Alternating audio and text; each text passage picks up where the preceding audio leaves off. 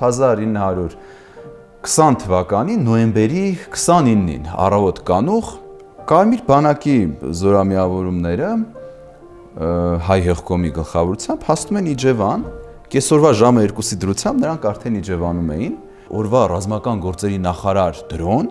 հատուկ հրահանգ էր տվել, Դրաստամատ Կանայանը հրահանգ էր տվել, որ բոլշևիկյան եկող ուժերին որևիցե մի դիմադրություն չցուցաբերել։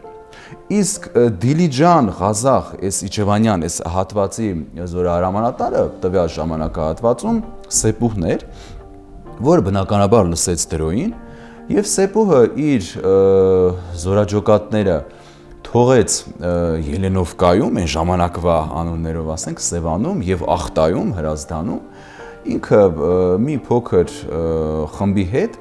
անցավ դեպի Ապարան, որտեղից էլ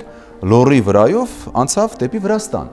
որպեսզի դիմադրություն չցուցաբերի բոլշևիկներին։ Բոլշևիկները անվարան, եկան Իջևան, կրկնում եմ, կեսօրվա դրությամբ նրանք Իջևանում էին։ Այստեղ մեր շատրվանների հրապարակում բնականաբար բազմությունը հավաքվեց, մի ամբիոնդ բերեցին շատրվանների հրապարակում դրեցին, Սարգիս Կասյանը այստեղից իդուր ամբողջ աշխարհի հանդես եկավ հայտարարությամբ, որ խորհրդային Հայաստանի աշխատավոր ժողովրդի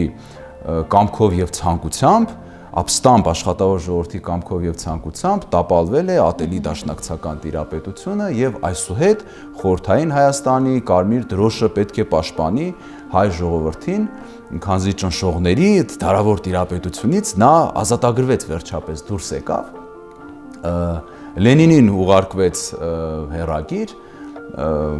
որ Հայաստանում Քարվանսարայի եւ Դիլիջանի աշխատավոր ազգաբնակչությունը դաշնակցական տիրապետության դեմ դուրս եկավ, ապստամբեց եւ վերջապես երկրում հաստատվեց խորհրդային կարգը։ Պավել Կուրիշկոն Իջևան հասնելուն պես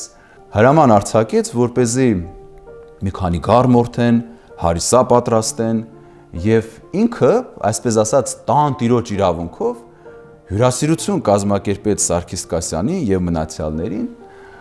եւ սրանով վերջինս ուզում էր ցույց տա, որ դրության տերը ինքն է։ Իջևանից հետո առաջ ընթացան դեպի Դիլիջան,